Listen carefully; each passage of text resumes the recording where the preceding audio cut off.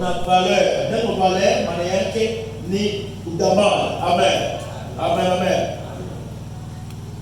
Tunafahamu kweli? Angalia mwenzako na ujione naye na mimi ana bei kubwa, ana udhamani kubwa. Amen, amen. Haleluya. Bei au udhamani kubwa unalipata kwa njia ya neema ya msalaba. Udhamani kubwa kuliko, ina maana ya kuwa jinsi uko pale, wakati umekuwa pale, una udhamani ya ajabu, una bei ya ajabu. Mara mingi tunakuwa tunarejea kusema hauwezi ukafanya kitu cha maana usipojua bei yako au udhamani wako. Sema nao peke, mimi ni wa bei kali.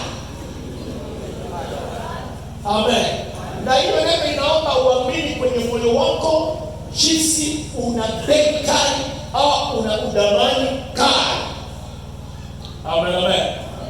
Hiyo ni neno ambao tunaweza kuwa tunabiria na yamalizana ya siku hizi kuhusu udhamani kubwa umeipata kwa neema ya msalaba.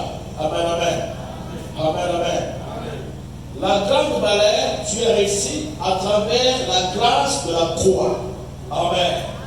Hiyo neema ya msalaba ndio umepata udhamani kubwa. Tusase kidogo. Tunapozungumzia neema ya msalaba, mara nyingi tuna neno la kuzungumzia Yesu msalabani au kazi ya msalaba. Lakini leo tunazungumzia msemo linalosema neema ya msalaba. Amen. Ni kwa sababu kwa njia ya msalaba ndio tumepata kukombolewa. Lakini kwenye msalaba kulikuwa neema. Kwenye msalaba kulikuwa bei ambayo ililetwa kwa ajili ya ukombozi ya watu. Na hiyo bei ni Yesu Kristo. Yesu aliyekufa, na ni yeye ndiye neema. Linasema tumeokolewa kwa neema, tumeokolewa kwa kazi ya msalaba, tumeokolewa kwa neema. Neema ni Kristo, ni mpatanishi kati ya watu na Baba. Amen. Haleluya. Amen. Tunafahamu vizuri bado. Amen, amen. Yesu msalaba ni kupitia yeye usiyefahamika, usiyekuwa na maana, na mbele ya macho ya Mungu leo umegeuka wa maana kwa ajili yake. Sio kwa sababu yako, lakini ni kwa sababu yake. Yeye amefanyika kati yako na Baba kuwa neema au kilalo ya kupitisha. Ndiyo maana yeye ni neema ya msalaba. Mtumishi Mungu kusoma katika Yohana nasema kuwa kupitia Yesu tumepata neema, tumepokea neema juu ya neema. Sasa tuangalie, tukiangalia shairi letu ambao tunaweza kulisoma katika asubuhi ya leo. Tunashimama. Tunasoma kitabu cha Samueli wa pili. Samueli wa pili tunasoma katika sura 6. Tukisoma toka shairi la 13. Samueli wa pili tunasoma sura ya 6. Tukianzia toka shairi lake la 17 hadi shairi lake la 32. Samueli wa pili anaye kitabu na amepata. Samueli wa pili ndio sura 6 shairi lake la 13 shairi lake la 17 Ndio. Samueli wa pili sura 6 shairi la 17 na ilisoma kwa jina la Yesu Kristo. Amen. Inasema hivi. Ndio. Wakaingiza sanduku ya Bwana, wakaiweka pahali pake katikati ya hema Daudi aliyosimamishia. Daudi akatoa sadaka za kuteketezwa na za salama mbele ya Bwana. Amena. Mpaka 23. Ndio, mpaka 23.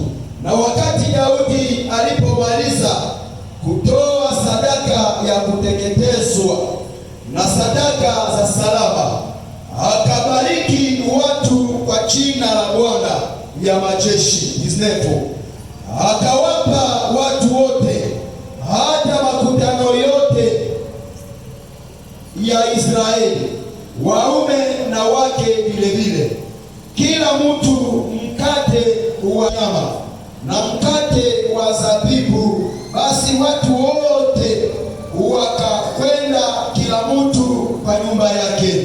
12. Alafu Daudi akarudi kubariki nyumba yake,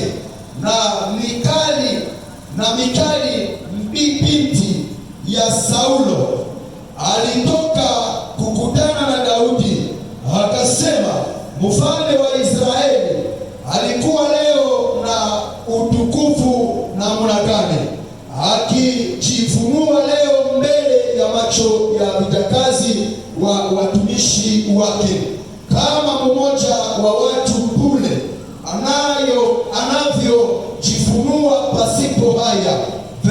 Daudi akamwambia Mikali, ilikuwa mbele ya Bwana aliyenichagua juu ya baba yako na juu ya nyumba yako yote, kuniweka hiyo. Petero anasema hivi, Daudi akamwambia Mikali, ilikuwa mbele ya Bwana aliyenichagua juu ya baba yako na juu ya nyumba yake yote, kuniweka mkubwa juu ya watu wa Bwana, juu ya Israeli. Kwa hivi nitacheza mbele ya Bwana na nitakuwa hafifu zaidi, nami nitakuwa chini kabisa kwa macho yangu mwenyewe. Lakini vijakazi uliosema juu yao, wao wataniheshimu. Kwa kumaliza, na Mikali binti ya Saulo hakuwa na mtoto hata siku ya kufa kwake. Amena. Je lis au sang de Jésus-Christ la version du dictionnaire. En amenant le comfort de l'Éternel et en déposant au milieu de la tente que David avait fait, très simple pour lui, David offrit des holocaustes et des sacrifices et des communions, devant l'Éternel. C'est vite quand David dit, achevez d'offrir ces sacrifices et de bénir le peuple au nom de l'Éternel, le Seigneur des armées célestes. Verset 19. Puis il fit distribuer les strips à tout le peuple, c'est-à-dire à toute la foule des Israélites, hommes et femmes, chacun une miche de pain, une portion de viande rôtie, une masse de restait 5. Après cela, chacun retourna chez lui. Verset 20. David rentra chez lui pour bénir sa maisonnette. Alors Mikal, fille de Saül, sortit en sa rencontre et s'exclamant, ah, vraiment, le roi d'Israël s'est couvert d'honneur aujourd'hui. Il s'est exhibé à demi-nu, observant de ses serviteurs, comme aurait pu le faire un homme dédié. Verset 22, David répondit à Mikal, C'est devant l'Éternel que j'ai manifesté ma joie, lui qui m'a choisi de préférence à ton père et à toute sa famille, pour m'établir comme chef d'Israël, son père. Je m'apprécierai volontiers encore davantage pour m'humilier. Néanmoins, je serai honoré par les servantes dont tu en parlais. Pour terminer, à la suite de cela, Michal n'est jamais d'enfant jusqu'à sa mort. La parole du Seigneur. Amen. Tu vas me bien sur notre cas.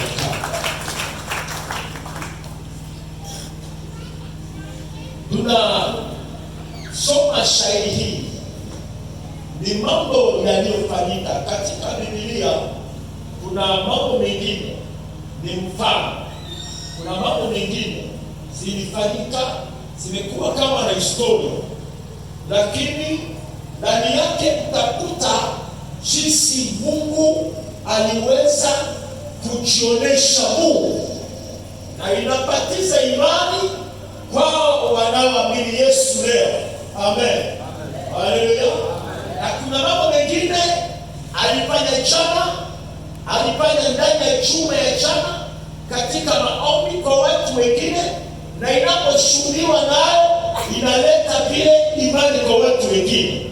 Amefanya kwa huyu, amani yake hajalisahau bado, ataifanya pia kwao. Haleluya. Amen, amen. Hapa neno mzuri sana katika neno la Mungu. Omba Mungu akufungulie kufahamu, twende kumwakati wako. Fahamu kwa kufahamu yetu, kwa kuelewa nia yako nzuri, Mungu, katika upendo wako mkubwa, katika jina la Yesu Kristo. Amen. Ndani ya shairi tunazungumzia neno lililofanyika katikati ya Israeli wakati wamekwisha kutoka Kanaani na wamekwisha kuingia, kutoka Misri wameingia kwa Kanaani. Na hapo wakati walipoingia kwa Kanaani walikosa kuwa na mfalme karibu miaka 450. Amaleki walikuwa na waamuzi katikati yao, wale wanao gawa mambo yao bila mfalme. Na wana wa Israeli walikuwa wakiweza kutamani wawe na mfalme, na wakapewa mfalme ya kwanza aliyeitwa Sauli, mtoto wa Kisi wa jamii ya Benjamin, mtoto ya mwisho ya kiume ya Yakobo. Na wakati waliweza kupata ule mfalme, alimiminiwa mafuta ya chupa, kwa sababu hakukuwa katika mpangilio kamili ya Mungu. Maana katikati ya wana wa Yakobo, jamii ambao Mungu alipanga kwa ajili ya kuwa mfalme ilikuwa ni jamii ya Yuda. Na mbele ya kukufa yake, mbele ya kulala yake, katika kitabu cha Mwanzo 29:9 alitabiri juu ya maisha ya watoto wake, na akasema ya kuwa Yuda ndiye atakayekuwa na dhamana ya kuweza kukuwa mtawala. Sasa wakati Mungu aliweza kumpaka Sauli, ilikuwa kwa kutaka ya watu, na Mungu alitumika naye kwa sababu muda ya kuweza kuweka mfalme kamili kukuja ilikuwa na kucha. Na kwa ajili ya hayo Mungu si akaweza kutumika naye, na kuna wakati karibu na mwisho ya kazi, wakati fulani Saulo alishindwa kuweza kusikiliza Mungu jinsi naomba. Ni wakati alipoweza kwenda kwa Amaleki, akaua wengine na akarudia na vitu, kwa sababu Mungu alisema malize kila kitu, ikakuwa nyama, kila chochote ulimalize, usiache kitu. Akarudi na manyama mengine na Agag mfalme ya Amaleki, alimrudisha kwa kambi, hakuweza kumuua. Na Biblia inasema hivi, kwa ajili ya hayo Mungu akashirika na akasema na Samueli, nilimkataa. Mungu akasema na Samueli, kwa nini unalia kwa ajili ya mfalme ambaye nimekwisha kumkataa? Hii hapo tunazungumzia sahihi kwenye kitabu, basi Mungu alizungumza mambo hayo kwenye kitabu cha Samueli wa kwanza ndani ya sura ya 16 kutoka shairi lake la kwanza kusoma katika kitabu tunasoma. Wakati aliona ya kuwa kwa nini hauwezi hakunalia kwa ajili ya mfalme yule ambaye imekwisha mkataa. Shairi la kwanza ya sura 16 ya Samueli wa kwanza, soma.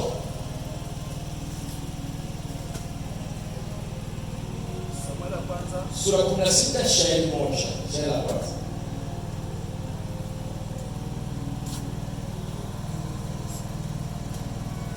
Nasoma Samueli ya kwanza sura 16 shairi la kwanza. Ndio. Na ilisoma kwa jina la Yesu. Amen. Bwana akamwambia Samueli, hata wakati gani utaomboleza kwa sababu ya Saulo, ikiwa nimemkataa asiwe mfalme juu ya Israeli?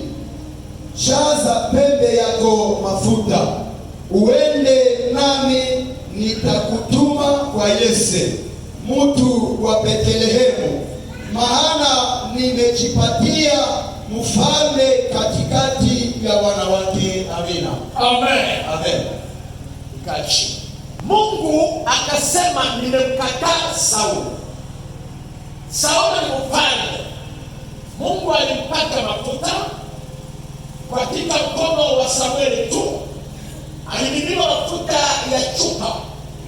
Chupa ni kinachotengenezwa na mikono ya wanadamu. Inaonyesha inaweza kuvunjika ikianguka juu ya mjue, inaweza kupasuka. Ndio maana Mungu alisema hivi na Samueli, kwa sababu ufalme wa Sauli haikuwa katika ahadi ya kuendelea Yuda, haikuwa chumba cha kuendelea na ufalme, ila iliomba irudilie katika nyumba ya Yuda. Anasema nimechoka naye. Sababu ya kuchoka na Samueli na Sauli, kwa sababu Sauli hakukuwa mtiifu kamili, mwaminifu kwa Mungu, mpaka Mungu akasema kupitia Samueli ya kuwa unaomba ujue utii ni wa thamani machoni mwa Mungu kuliko sadaka ya kuchoma. Sema mwenzako uwe mtiifu kwa Mungu. Haleluya. Amen. Amen.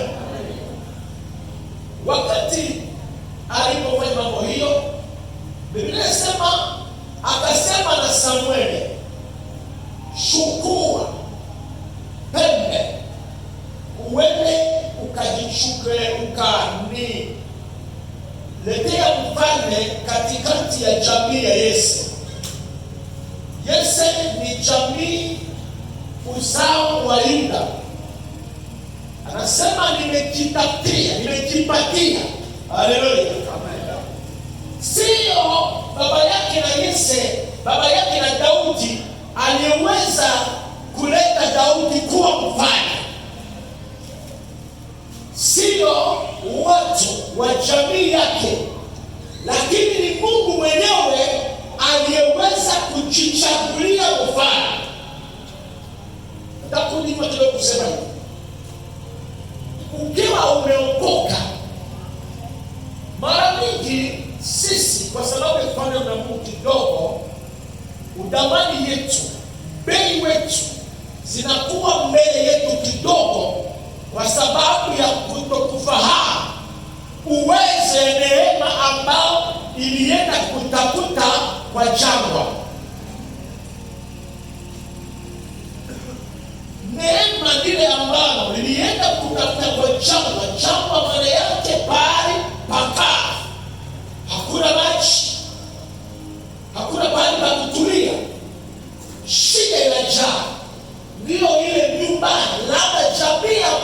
ulizaliwa lilifanana na jangwa. Nyumba ambayo ulizaliwa ndani yake ilikuwa nyumba kama na jangwa. Jamii ambayo ulikuwa ndani yake, watu walionekana wako ndani ya jangwa, lakini neema ya Kristo ikaenda kuanguka vazi ambao watu hawangefikiri, na ikaenda kuchagua kutoka kwenye jangwa. Maana katika mipango ya Mungu alikwisha kukuona. Ndio utasikia ushuhuda mara mingi katika kanisa. Kuna watu ambao wanaosema kuwa katika jamii yangu ni mimi peke niliokolewa. Usifikiri ya kuwa ulifanya nguvu juu yako kuokolewa, lakini neema ya Mungu ikashuka basi huko na ikaenda kutosha kutoka chini ya mizizi ya laana. Sio wewe, sio pesa, sio elimu, sio wingi ya jamii yako, lakini neema likaanguka nyumbani wewe.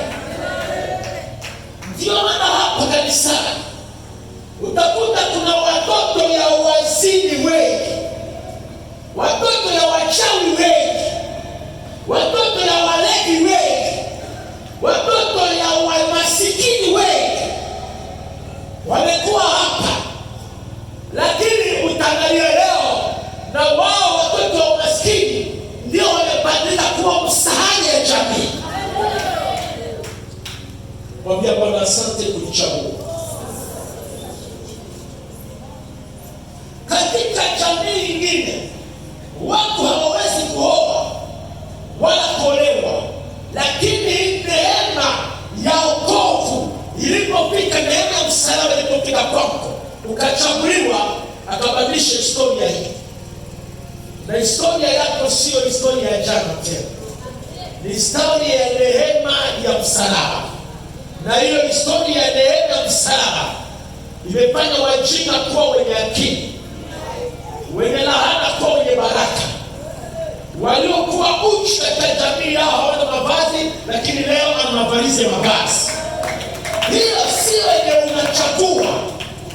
Sema asante kwa ajili ya neema ya msalaba. Daudi ni nani? Leo uangalie, nasema uende ukanichagulia. Daudi ni mmoja ya watoto wa Yese. Daudi ana wandugu wangapi? Nasoma Biblia.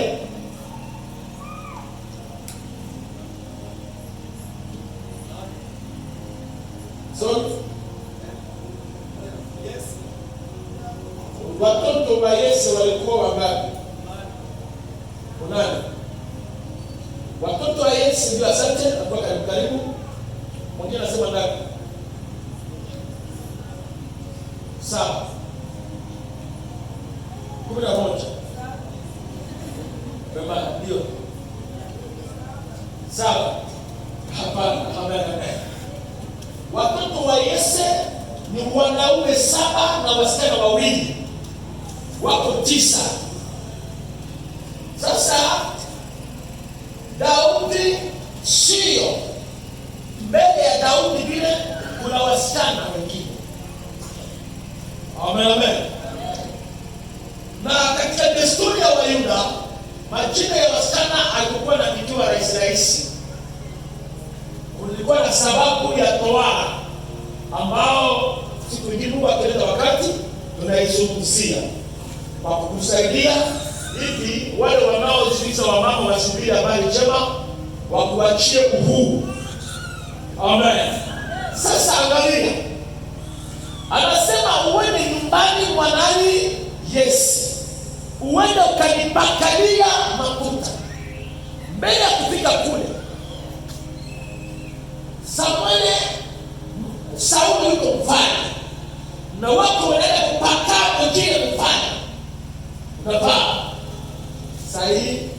Akasema chukua pembe na uweke mafuta ndani na uende ukamwamie. Biblia wakati alichukua pembe na achukue ng'ombe ingine mbele yake kwa sadaka. Alichukua pembe. Hiyo pembe haikuwa pembe ya ng'ombe, ilikuwa ni pembe ya kondoo dume. Sema na mwenzako, kondoo ya pembe ya kondoo dume. Haleluya. Wakati anachukua pembe ya kondoo dume, ina maana sababu katika Israeli kondoo dume yanaonyesha ushindi katika pembe ya kondoo dume yanaonyesha ushindi katika vita. Sasa hakuseme amanga ndani ya hiyo ng'ombe, lakini kwenye pembe ya kondoo dume. Kwa kuonyesha nini? Nisikilize.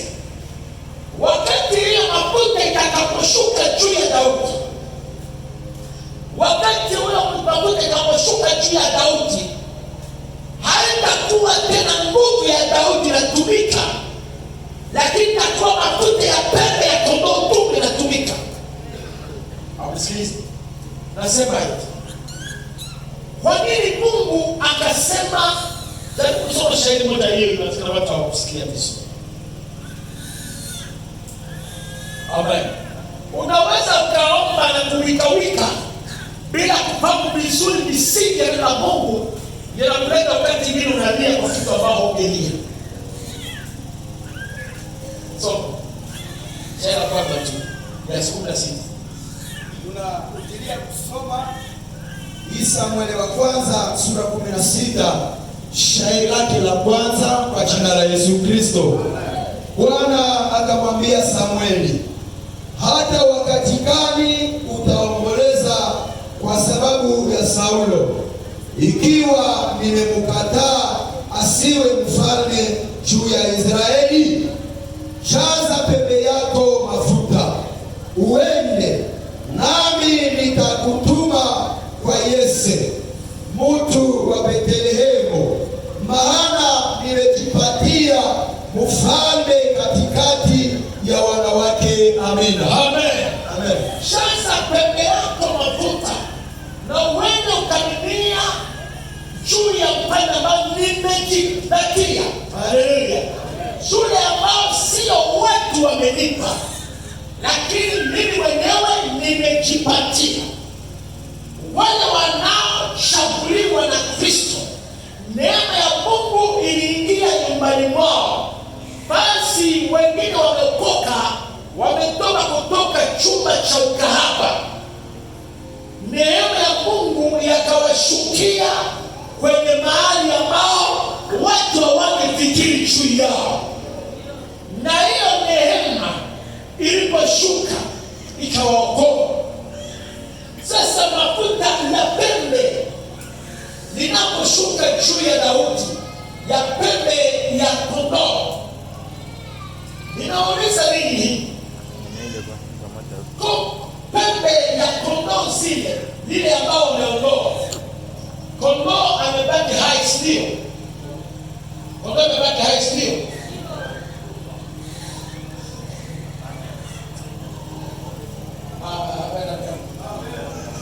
Nauliza hivi, eske kondoo ambaye Daudi alienda na mafuta ya pembe yake, kondoo ile alikuwa hai au alikufa? Alikufa. Amen. Kondoo ile ni kondoo ambayo imekufa, na ushindi imepatikana ndani ya pembe hiyo, mafuta iko juu yake. Kwa nini hivi? Kwa sababu ile neno lilifanyika kwa kuonesha kuwa kwa wakati wa kukucha kwenye kazi ya msalaba, mtumishi wa Mungu Yohana Mbatizaji atakuwa anatangaza kwa watu wote, tazama mwana kondoo wa Mungu anayeondoa dhambi za dunia. Narejea. Nani anatangaza? Yohana Mbatizaji. Ndani ya sura moja shairi lake na Yohana sura moja shairi lake 28 na 9. Soma. Soma Yohana habari njema sura 1 shairi lake la 29 kwa jina la Yesu. Amen. Kesho yake Yohani aliona Yesu anakuja kwake. Akasema, tazama mwana kondoo wa Mungu anayechukua dhambi za ulimwengu. Huyu ndiye aliyesema juu yake, nyuma yangu anakuja mtu aliyekuwa mbele yangu, kwa sababu alikuwa mbele yangu. Amina. Haleluya.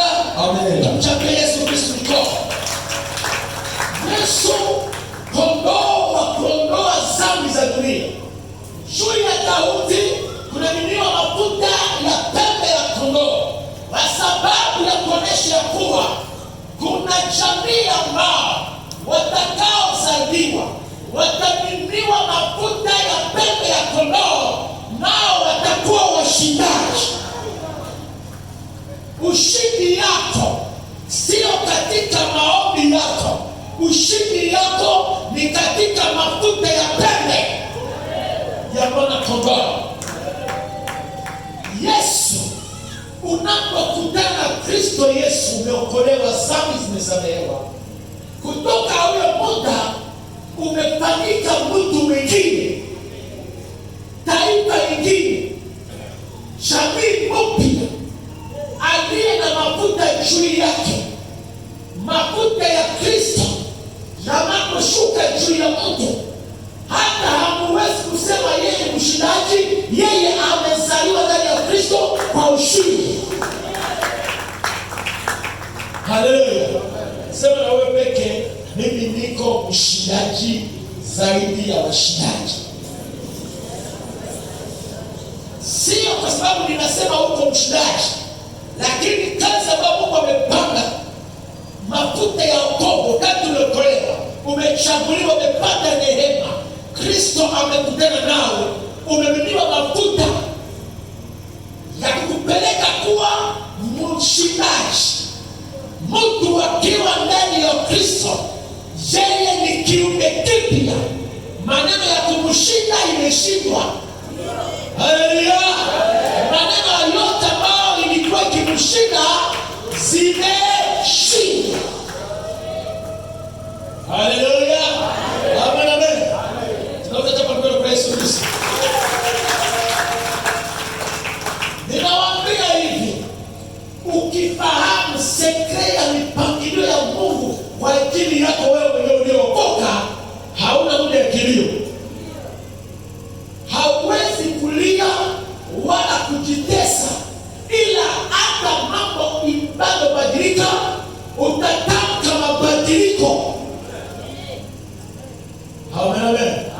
Nisikia ushuhuda mbili jana, katika ushuhuda mbili. Ushuhuda ya kwanza nilisikia kijana mmoja akasema kuwa namshukuru Mungu kwa ulinzi wake, namshukuru Mungu kwa kesho yangu, namshukuru kwa sababu ya kutukufu ya kesho kutwa ya maisha yangu. Mungu abariki sana.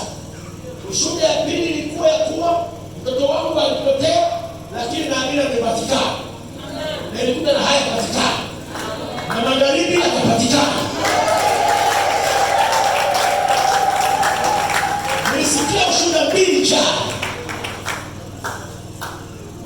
Ninawaambia hivi, mambo ambayo tunayo tukilifahamu, hakuna mawazo ya kushindwa. Mimi si mshindaji kwa sababu ya elimu wala kwa ajili ya pesa, hapana. Nimezaliwa kuwa mshindaji ndani ya Kristo. Nimezaliwa mshindaji, natembea ndani ya upaji. Wakati nilipozaliwa ndani ya tumbo mama, nilikuwa mwenye ameshindwa.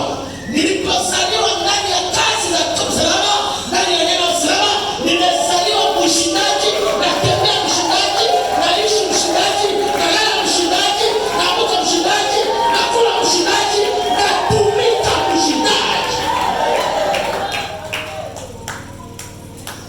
Ulazima ya kusema ya kuwa kwa nini unataka neno la kushindwa kwangu hakuna. Kwa sababu ukitaka neno la kushindwa, mimi nimezaliwa mshindaji.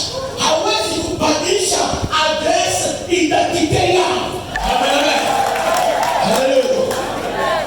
Sipate huzuni kwa sababu nimekosa pesa.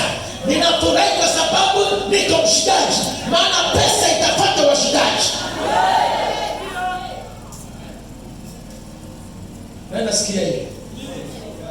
Sitahuzunika kwa sababu leo kazi bado tembea, kwa sababu ushindi jinsi kwa zaidi ya washindaji. Kesho ushindi hii ambayo ninayo itapasua njia na kazi itatembea. Maisha ya Wakristo yanafichwa ndani ya kujua. Neno kunasema hivi, mtajua kweli na kweli itawaweka nini kuwa huru. Sema mara saba, niko huru. Niko huru, niko huru, niko huru, niko huru, niko huru, niko huru kabisa. Haleluya. Amen, amen. Hanga analeta mbingu. Mungu analeta mbingu kwa ajili yako wewe peke. Sio maana wamalaika hawalaani kwa ajili yako, hawasikii kwa ajili yako, lakini wewe haujui. Kama ungalijua tu ingekuwa mambo mazuri. Lakini shida iko kutokujua. Amen, amen. Kama ungalijua ingekuwa vizuri, lakini kwa sababu kutokujua unafikiria kuwa uko ndani ya magumu. Amen. Wakati Daudi alijua mambo hili. Sasa jambo la pili, mnajua Daudi akuwa mfalme. Daudi ili akuwa mfalme anapakaliwa mafuta mara 3. Mara ngapi? Soma ndani ya kitabu ya Samueli wa pili sura yake ya 2 shairi la 4 kwanza.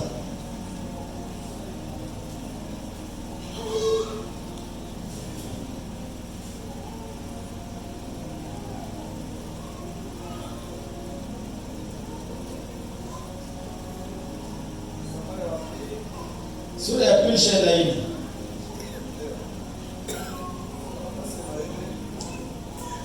Samueli wa pili sura ya 2 shairi lake la 4, na ilisoma kwa jina la Yesu Kristo. Amen. Watu wa Yuda wakakuja wakapaka Daudi mafuta awe mfalme juu ya nyumba ya Yuda pale. Wakamwambia Daudi wakasema, watu wa Yabeshi Gileadi ni wao waliozika Saulo. 5. Daudi akatuma wajumbe kwa watu. Asimama pale. Hapa wenyewe wanampaka mtu ambaye anampaka mara kwa mafuta iko nani? Samueli. Wale wa pili wanampaka mafuta iko nani? Ukishasema kwa watu gani? Watu wa Yuda. Kwa kidogo. Watu wa nani? Sasa watu wa Yuda ndio jamii ambao ni jamii yake. Mafuta ya kwanza Samueli amepaka na wazee walikuwa katika nyumba ya baba yake na mama yake. Mafuta ya pili iko familia ya Yuda ambao alizaliwa ndani yake. Wanasema kuja tunakupatia mafuta wewe mfanye juu yetu. Amen, amen. Tunapanga mambo ile. Sura 5 ya Samueli ya pili. Sura 5 ya Samueli ya pili. Shairi la 3 unasema nini? Inasema hivi kwa jina la Yesu Kristo. Amen. Samueli wa pili sura 5 shairi lake la 3. Ndio. Inasema hivi kwa jina la Yesu. Amen. Hivi wazee wote wa Israeli wakakuja kwa mfalme kwa Hebroni.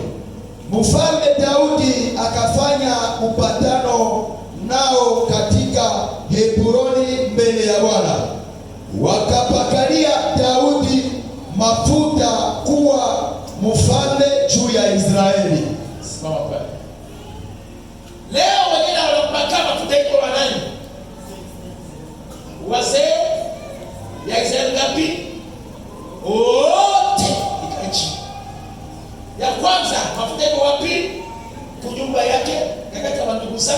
baba yake, mama yake wanaona mafuta yanatoka juu ya Daudi. Inakataa watu wengine wote. Kwa sababu amepata neema. Ya pili, watu wa Yuda walimpaka mafuta kwa Hebron. Na alikuwa mfalme juu ya watu wa Yuda, watu wa jamii yake miaka 7. Yeye ni Israeli yote. Nyuma ya miaka 7, kabila 12 ya Israeli, wazee wote wakakutana. Wakasema hautakaa mfalme juu ya Wayuda tu, lakini juu ya Israeli wote. Na wakampaka mafuta ya mwisho. Mafuta mara ngapi? Mafuta mara ngapi? Tena kwa Yesu Kristo. Nataka kuambia sekreto moja katika mambo ya Mungu ni hii. Leo tunaweza kufurahia Jonathan na moderation na nyimbo yake hapa. Na kesha ile Jonathan na moderation na mahubiri yake, watu wa mji Bariere mzima wataifurahia. Na siku ingine watu wa Ituri yote utakuwa na idadi ya Jonathan. Ile haiko kitu ambacho tunatafuta, lakini neema inapanda.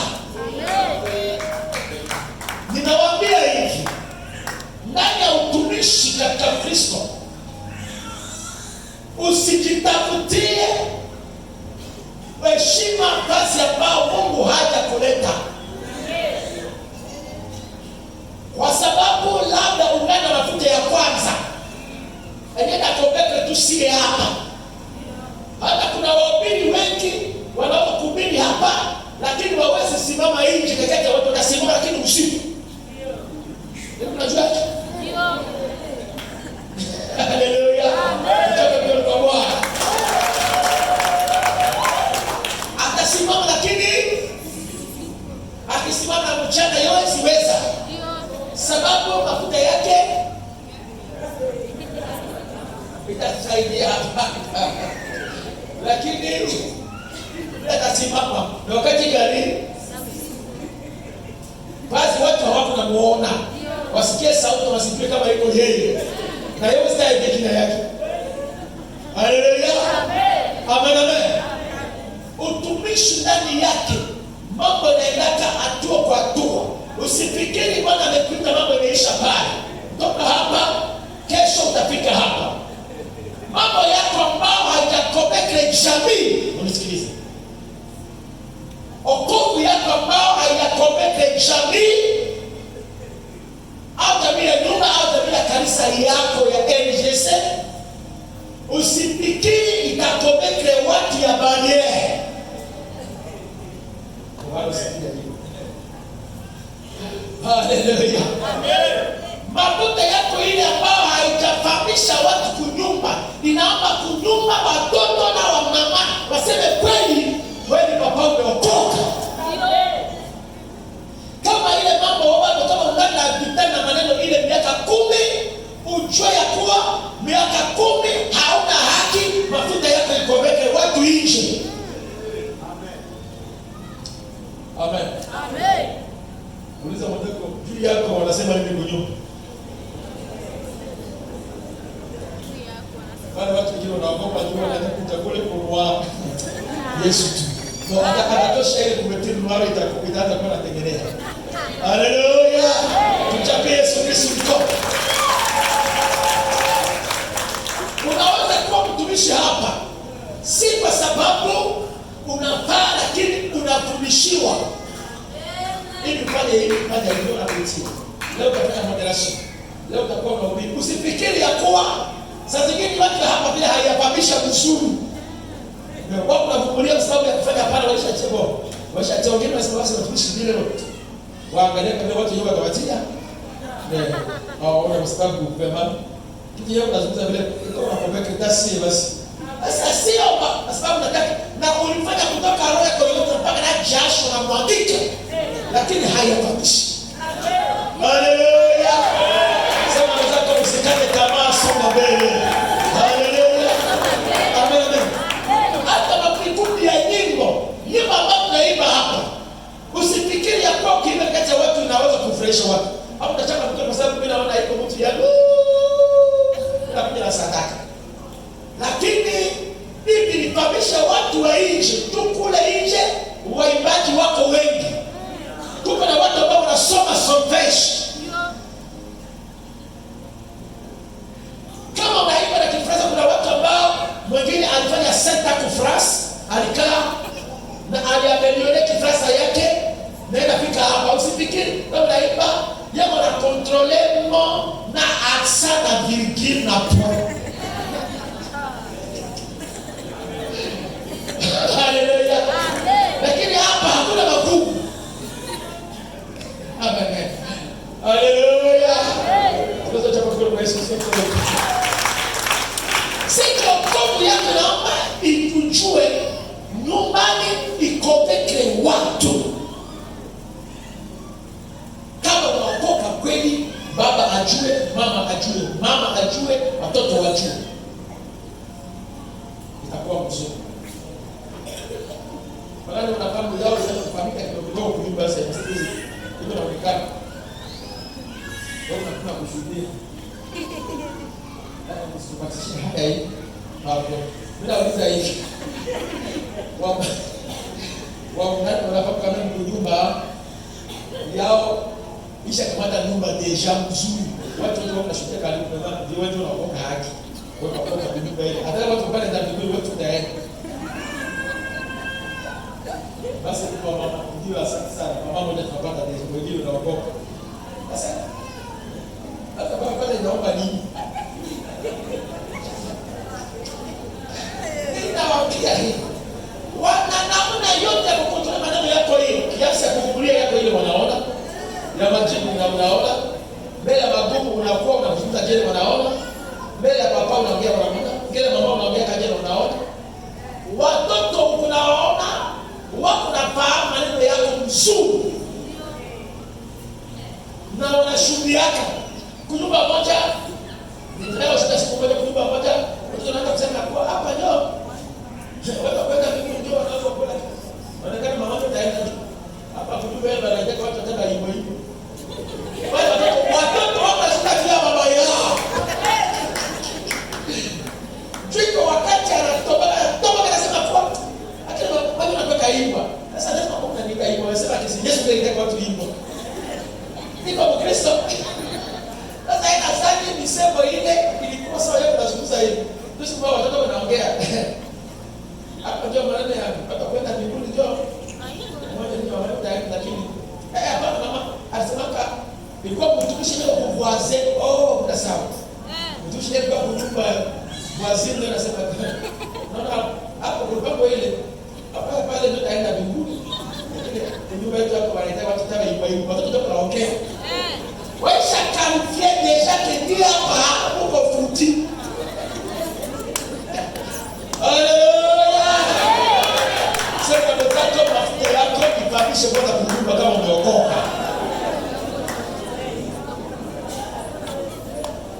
Hata kuna kama kuchumba bazara watu wanalala kwa kaza.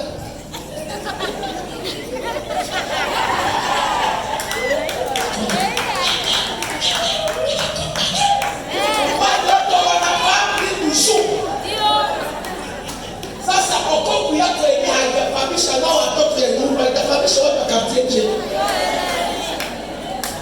Amen. Haleluya. Okoku yako sio tu maombi Yesu, haleluya, nataka kwa mtajiri. Haleluya. Wala chini.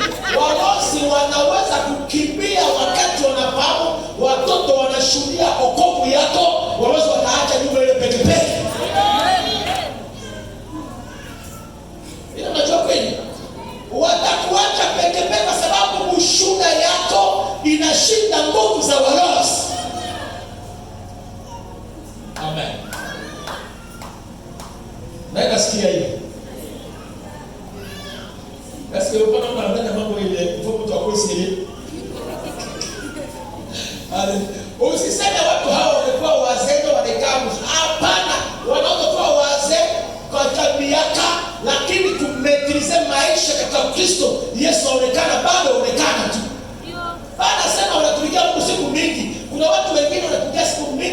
kutumika, lakini wanabaki kwa hali yao hiyo hiyo bila kubadilika, lakini wanahubiri, wanafanya kila kitu. Amen, amen. Haleluya. Amen. Sasa angalia. Mafuta mangapi juu ya Daudi? Daudi ndio anasema mnipakae mafuta nikiwa mfalme juu yenu. Nini ndio anasema? Mafuta ya kwanza ilipokoweka jamii, watu wakaenda kuona, watu wa jamii wakasema kuwa huyu anaweza kuwa mfalme juu yetu. Wengine watu wa Yuda wanaona anatawala miaka 7. Kumtoke kuyuda, watu zile wanaona miaka 7. Ndio wakafika wakuta reunioni ya kule, wewe utakuwa mfalme juu yetu. Bila maombi yake, ndani ya maneno ya Mungu inayopandisha hatua kwa hatua, ni mafuta ya Kristo na ni kuishi katika Kristo. Kama unaweza kuishi na kumheshimia yeye, kuna muda atafika na kukuheshimia wewe. Amen, amen. Haleluya. Amen.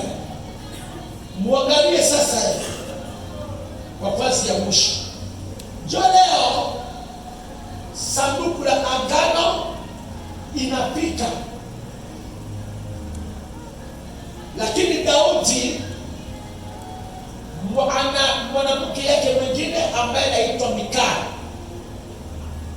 Sasa ule mwanamke Mikali ni mtoto ya Sauli,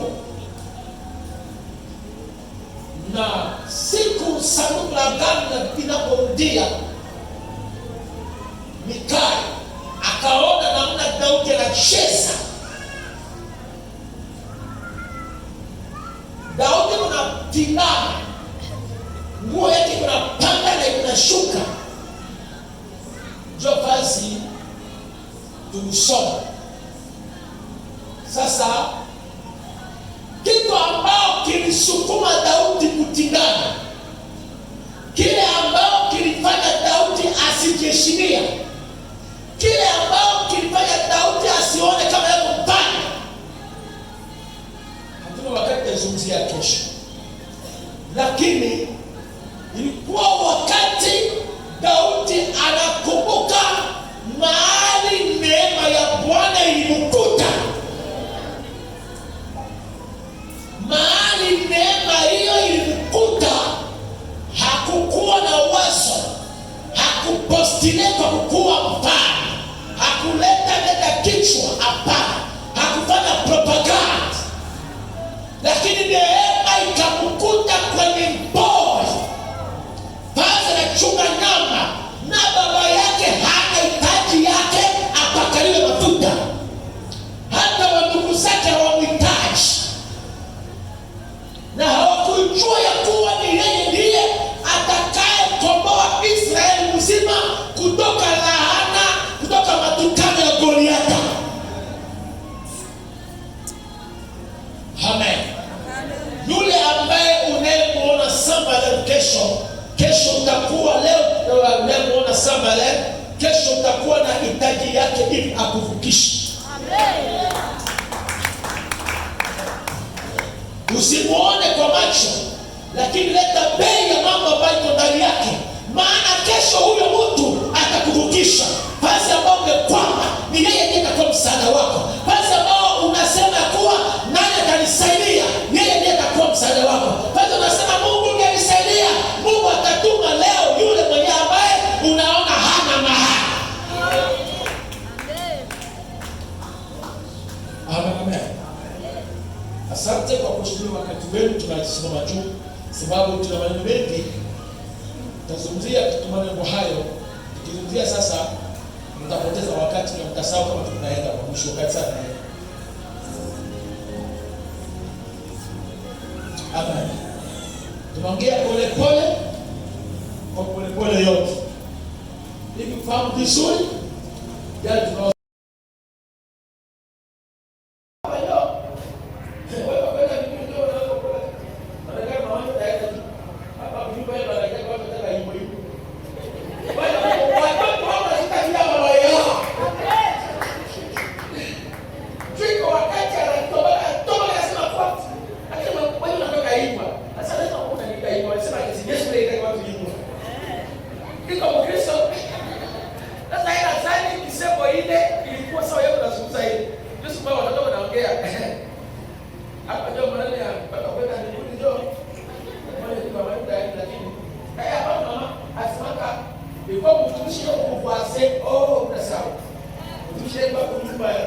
kwa simu anasema unaona hapo kulikuwa ile hapa pale ndio taenda mbinguni.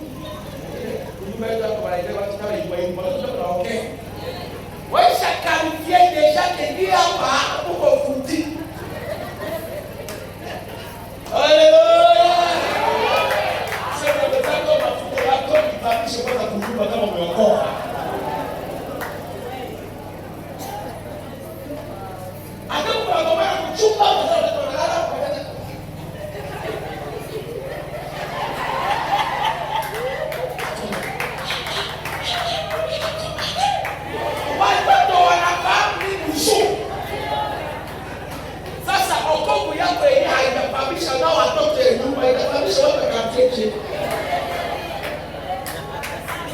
Haleluya.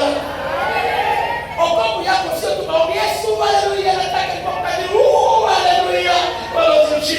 Walozi wanaweza kukimbia wakati wanafahamu watoto wanashuhudia okovu yako, walozi wataacha nyumba. Shinda nguvu za walozi. Amen. Naenda sikia hii. Sasa unaona nataka mambo ile kwa kusi. Usiseme watu hao walikuwa wazee wanakaa. Hapana, wanapokuwa wazee kwa tabiaka, lakini tumetize maisha katika Kristo. Yesu aonekana bado aonekana tu. Anasema wanatumia siku mingi. Kuna watu wengine wanatumia siku mingi, lakini wanabaki kwa hali yao hiyo hiyo. Bila kubadilika, lakini wanahubiri, wanafanya kila kitu. Amen, amen. Amen. Haleluya. Amen. Sasa angalia. Mafuta mangapi kia Daudi? Daudi ndio anasema mlipakea mafuta ndio mpate kienu? Hapana. Mimi ndio nasema mafuta ya kwanza ilipokomeka jamii, watu wakaenda kuona, watu wa jamii wakasema kwa huyu anataka kuwa mfalme juu yetu. Wengine watu hilo wanaona anatawala miaka 7. Kumtaka kuyunda, watasema wanaona miaka 7.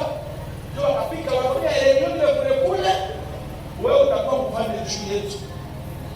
Bila maombi yake ndani ya maneno ya Mungu inayopandisha hatua kwa hatua ni mafuta ya Kristo na ni kuishi katika Kristo.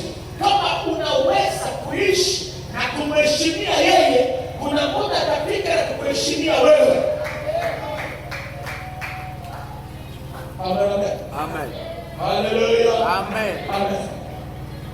Mwangalie sasa kwa basi ya mwisho. Jo leo ana mwanamke yake mwingine ambaye anaitwa Mikali. Sasa ule mwanamke Mikali ni mtoto ya Sauli. Na siku Sauli inapomtia Mikali akaona namna Daudi anacheza. Mungu atatuma leo yule mwenye ambaye unaona hana maana. Amen, amen. Amen. Asante kwa kushiriki wakati wetu tunaisoma juu, sababu tuna maneno mengi. Nazungumzia maneno hayo. Nikuambia sasa utapoteza wakati na mtasahau kwa tunaenda kwa kushuka sana.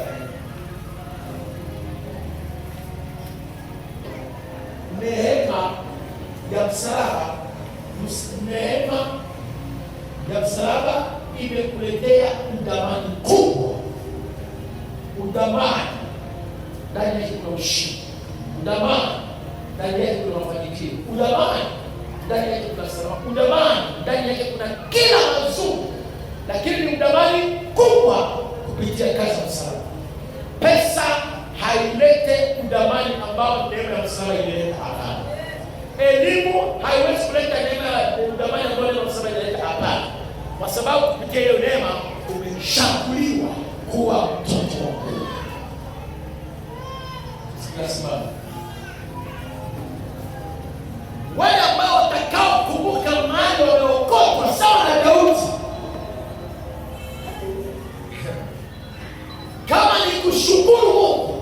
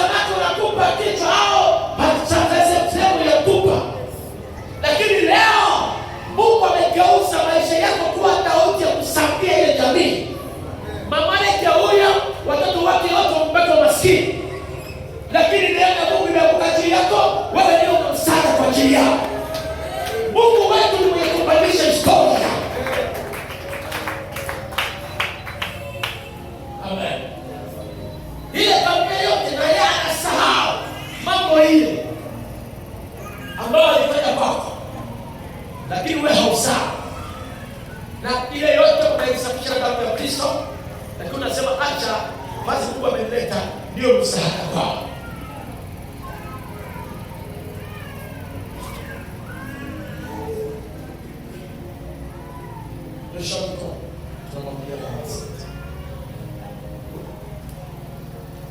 Sema, moyo wangu, nina haja ya kujua Mungu sana. Sio historia ya mtu, ni historia ya neema ya msalaba.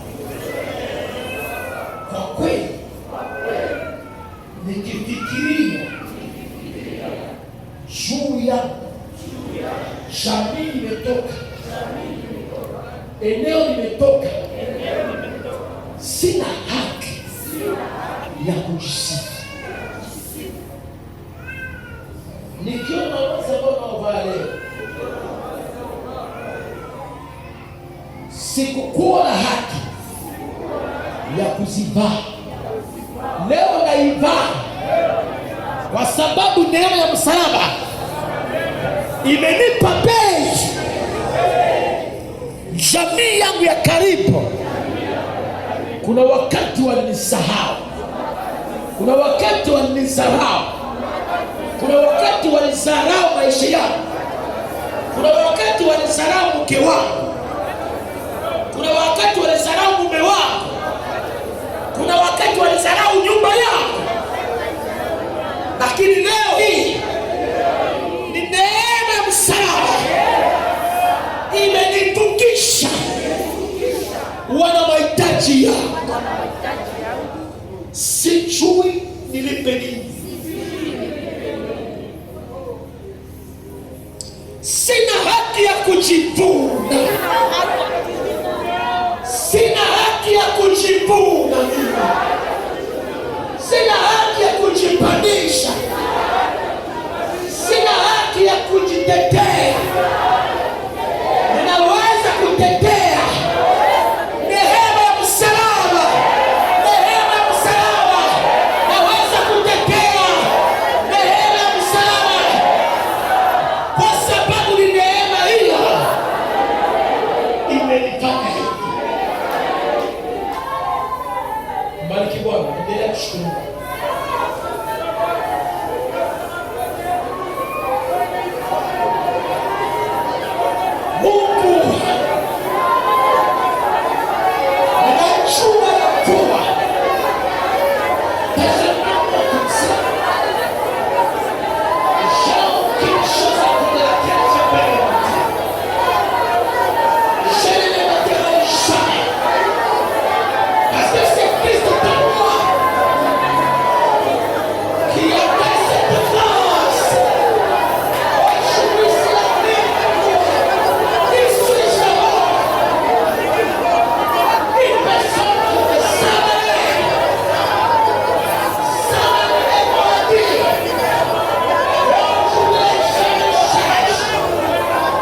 Yeah.